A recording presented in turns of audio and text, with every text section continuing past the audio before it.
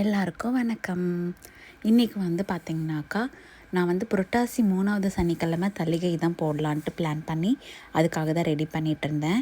இன்றைக்கி பிரசாதமாக என்ன செய்யலான்னு யோசிச்சுட்டு இருந்தப்போ தான் சரி, யூடியூப்பில் நான் ஆல்ரெடி ஒரு ரெசிபி பார்த்து வச்சுருந்தேன்.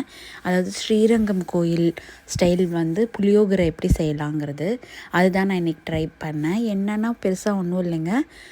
மிளகு, ஜீரகம், வர கொத்தமல்லி, வரமிளகா, எள்ளு, கடுகு இதெல்லாம் மட்டும் நல்லா ட்ரை ரோஸ்ட் பண்ணி அரைச்சிக்கணும். அரைச்சி அந்த புளிக்காய்ச்சல் பண்ணி அதில் பவுடர் மிக்ஸ் பண்ணுறது தான் அதனுடைய ஸ்பெஷலு.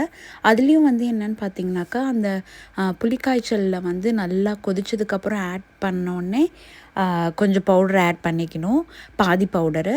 அதுக்கப்புறம் பாதி பவுடர் வந்து நம்ம ரைஸோடு ஆட் பண்ணணும். இதுதான் வந்து அதோடைய ட்ரிக்கு.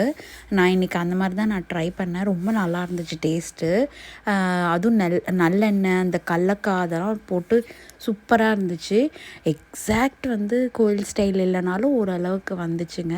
செம்மையாக இருந்துச்சு. நான் ஆக்சுவலி ஃபுல் வீடியோ வந்து ரெசிபி எடுக்கல. ஏன்னா நானே இன்றைக்கி தான் ஃபஸ்ட்டு டைம் அந்த ரெசிபி ட்ரை பண்ணுறேன். ஸோ அதனால் நான் எடுக்கலை. நான் நெக்ஸ்ட்டு டைம் இந்த ரெசிபி மறுபடியும் நான் ட்ரை பண்ணும்போது கண்டிப்பாக நான் வீடியோ எடுக்கிறேன், ப்ரிப்ரேஷன் வீடியோ.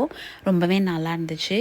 வெறும் புளியோகரை மட்டும் பண்ணாமல் அது கூடவே வந்து பச்சைப்பயிறு போட்டு ஒரு சாம்பார் மாதிரி வச்சுருந்தாங்க. காயெல்லாம் எதுவும் போடாமல் வெறும் பச்சைப்பயிறு மட்டும் போட்டு, பருப்புக்கு பதிலாக பச்சைப்பயிறு மட்டும் போட்டு சாம்பார் வச்சுட்டு அதுக்கப்புறம் அவுள் வந்து பச்சைப்பால் ஊற்றி போட்டிருந்தேன். இந்த கேப்பில் வந்து பார்த்திங்கனாக்கா அவர் வந்து அவனுக்கு நாமம் போட்டு வச்சுட்டு ரெடி பண்ணிகிட்டு இருந்தார்.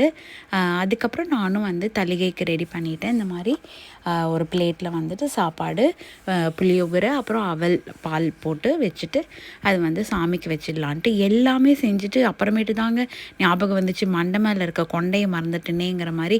என்கிட்ட பெருமாள் ஃபோட்டோவே இல்லைங்க. அதனால் அவசரமாக ஒரு A4 ஷீட் எடுத்து நாமமும் சங்கு சக்கரமும் வரைஞ்சேன். பெருமாளின் அடையாளமாக அது 3 மட்டும் இருந்தாலே போதும், அதுவே ஒரு பெரிய ஃபுல்ஃபில்மெண்ட் அப்படிங்கிறத நினச்சி அதை மட்டும் வரைஞ்சேன்.